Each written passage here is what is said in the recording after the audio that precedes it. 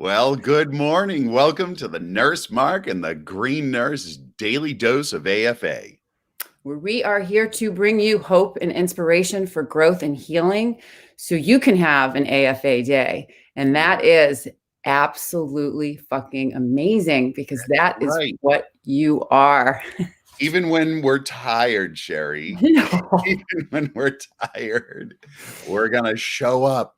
We're going to show up. Start an AFA day at any time. Anytime. So today's Thursday, December 10th. And we're going to start off with the AFA Daily Love. So the Daily Love for today was about listening.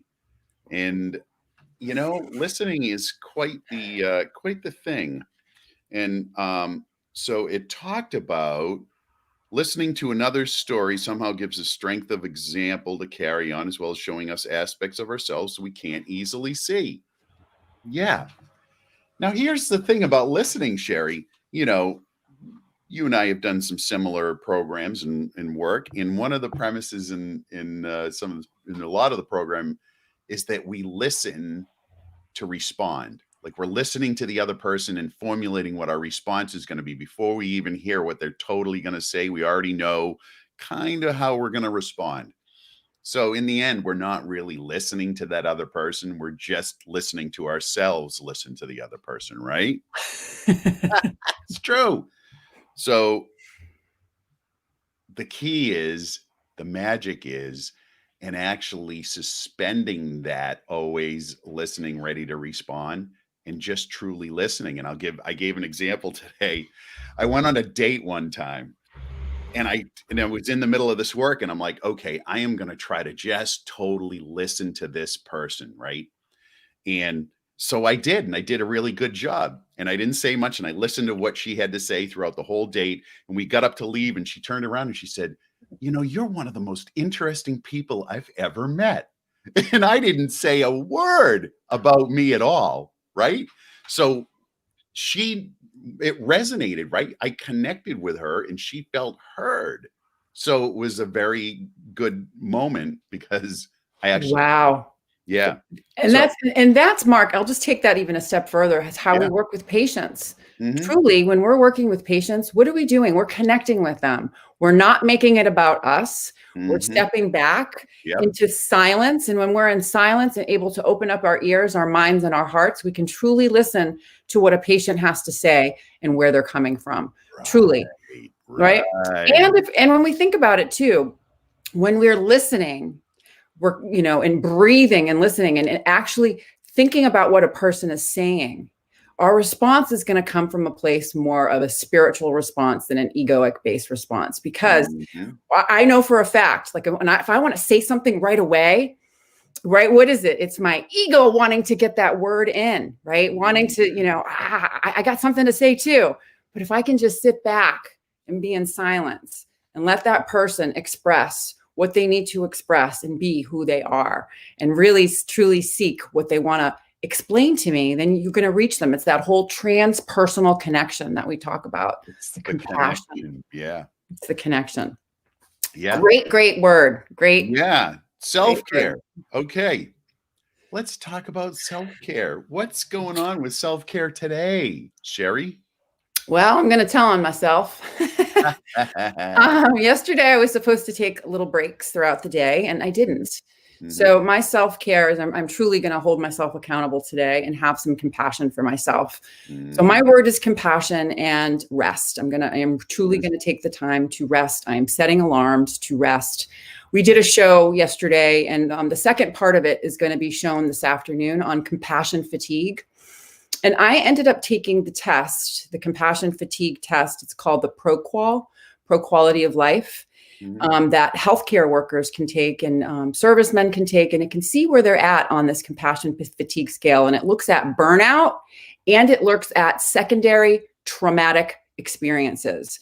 So it was just really interesting looking at how I would have taken that test 10 years ago and me taking it now. My responses showed me, opened up my eyes to where I am right now with compassion fatigue, because I truly struggled with it. So the big things for me is self-care. right? So my score yesterday, when I took the exam, reflected that I need to spend more time taking care of myself. Yeah. So Number compassion is my word. And my activity for today is 15 minutes of rest 4 times a day. I completely plugged it into my schedule. Boom. Love it. How about you, Mark? What's on your plate for the day? Self-care for me today is going to be related to nutrition, because my word of the day is travel, because I'm traveling. I'm going to be driving up the East Coast. And so the deal is, when you're driving, what do you have for options for food? Munchies. Chips.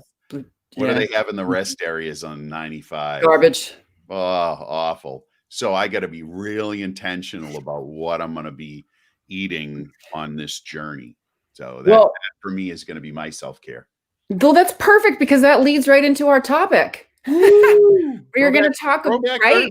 Yeah. Yes, Throwback Thursday. We were going to talk a little bit about hemp and cannabis, and how hemp can be used as a food source, and how it's been used as a food source for thousands and thousands of years. Yeah. Yeah. So for all of the major proteins. All the major proteins. But first, let's just talk a little bit about the difference between hemp and cannabis, because I know sometimes this is really confusing to a lot of people. So cannabis is the scientific name. Marijuana is the slang name. Hemp is a type of cannabis that has been bred over time to have low levels of THC.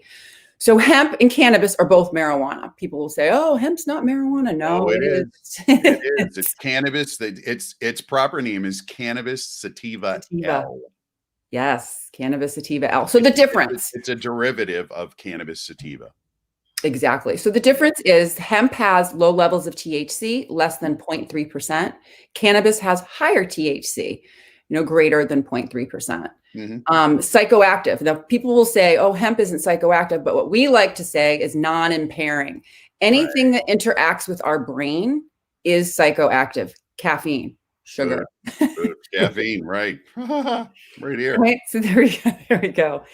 So cannabis can be impairing at high doses. So I need THC to help me to function throughout the day. However, I'm not flooding my receptors with a ton of THC. I'm microdosing. Right. So I'm not impaired. And as long as I balance it with a nice high quality CBD, I'm not impaired. So basically we saw the difference between hemp and cannabis. So now we're going to talk like the throwback, truly how it was used. Hemp was used. My God, in the United States alone, Sherry, if you came, so in 1690, if you were coming from England, and it was, you would come to Jamestown, and you were part of that entrepreneurial community, because that's what that was the start of the United States, was they came to America to see if they could grow more stuff in a new environment.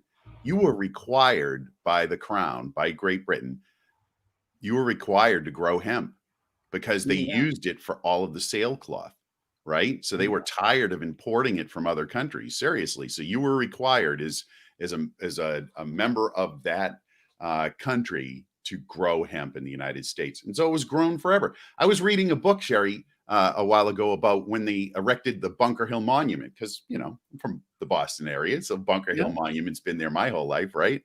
Well, when they erected it in the 1800s, in the book, it talked about how all of the surrounding fields around the Bunker Hill Monument in Charlestown were all hemp fields. No way. I didn't. Yeah, all hemp. Wow. I see hemp fields forever growing wild and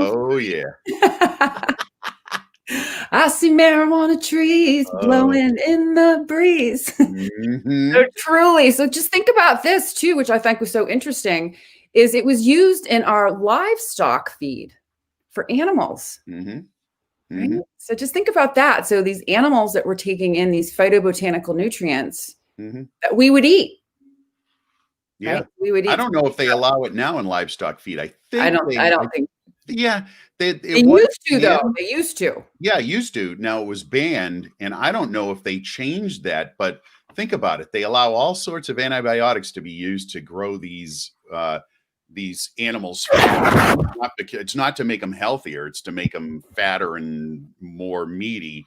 They allow that, but they don't allow this fantastic food source to be used. So hopefully that's changed. Yeah, hopefully. Well, anyways, there's so many different types of hemp foods even now. So hemp seeds, we got these little package of hemp seeds from Eatin' Hemp. They're munchy, crunchy, delicious. You can get them shelled, unshelled. They can be used as food additives. Flake salads, protein bars, smoothies, desserts, and chocolates. Hemp seeds. They can be roasted, germinated, eaten as fresh sprouts. They can be prepared as hemp milk. They can be squished into hemp seed oil. So those are just the seeds of the hemp. Yeah. They don't have CBD in it, truly don't. But they do have other benefits. So hemp seed oil that's cold pressed from the hemp seeds contains a huge, rich source of omega-3 to omega-6 essential fatty acids, and it acts as a big anti-inflammatory. It's rich in protein, soluble and insoluble fibers, vitamins, minerals.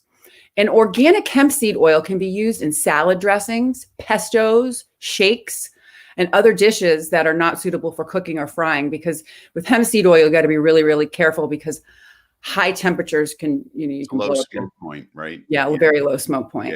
Yeah. But it's a healthy oil. I know. And so in the Nurse Mark CBD product, we have a proprietary blend of MCT oils, and one of those components is hemp seed oil, because I recognize that was a really important nutritional benefit to having that in there. Yes. So we'll just go over it. So the benefits of hemp seed oil alone. So this is this is just the seed oil, and it's not the same as CBD oil. That's one of the things I like people to say. Hemp seed oil is not CBD oil. Right. But it does have some benefits, and especially if you want to include it in your diet.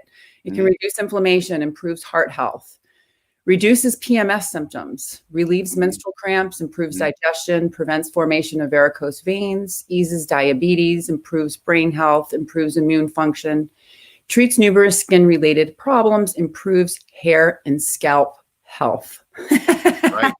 And of course, none of those have been proven authorized by the FDA, Sherry. No, of course. Oh yeah, nothing. Exactly.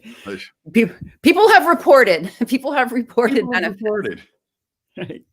Yeah. Right. Well, here's the other cool thing too. Is I was really delving into the nutritional components of it. Is hemp flour. I didn't, hemp flour and hemp protein, very, very similar. Hemp flour is basically, they make these hemp seed cakes. It's a byproduct of cold pressing the hemp seeds for making oil. The hemp seed cake is packed with protein, fiber, vitamins, minerals, and with further processing, if they sieve it and sift it, they can make it into hemp flour. So the hemp flour, it can be used for cooking. And then the protein powder, I actually have hemp seed protein powder that I've used it before. Put into my smoothies. Yeah, good stuff. Really, truly, really another way to, nourish your endocannabinoid system by getting healthy proteins into our gut. Yeah. Now, some of the things that we don't hear about often either is making tea from hemp and cannabis roots. So that's the part that's really cool. Makes sense. It doesn't have cannabinoids in it, but it has other phytobotanical nutrients that support and nourish our endocannabinoid system. Really fascinating. Yeah. Yeah. So what are you eating today, Mark? You gonna go get some hemp? You know what? I'm going to eat some of those hemp seeds from Eatin' Hemp. I'm going to grab some of those for the road trip, and that'll be part of my thing. And I'm going to make sure that I have some healthy choices. I'm going to have to work for it, but it's worth the effort for sure. Worth the effort. So tomorrow morning, will we be on the road? We'll be live from the road, Sherry. Live from the road. That's excellent. Excellent. It's been another awesome edition of AFA Daily Dose. And if you or someone you love is suffering from chronic pain or a chronic debilitating condition, or is interested in canna wellness and wants to learn how to incorporate cannabinoid therapeutics for a healthy lifestyle, or if you're new and are thinking about having a recreational experience, contact us at The Green Nurse. We're here to educate and empower you to make choices that are best for you. And with each appointment or consultation that you book, you will get a free bottle of Nurse Mark CBD oil while supplies last. Thank you so much, Nurse Mark. Bingo. That's what we're here for. If you're in the healthcare space, oh, this is that scrubby microphone. Oh my gosh. That was that. I just like literally, I had put my. You hear it? No. Yeah. So if you are a healthcare provider and you are interested in learning more too, we have education for you. We have mentoring available for you, and it is different. So stop by, check it out, get in touch with us. www.thegreennurse.com. And Sherry, what's it all about?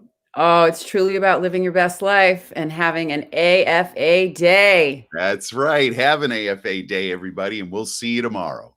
All right.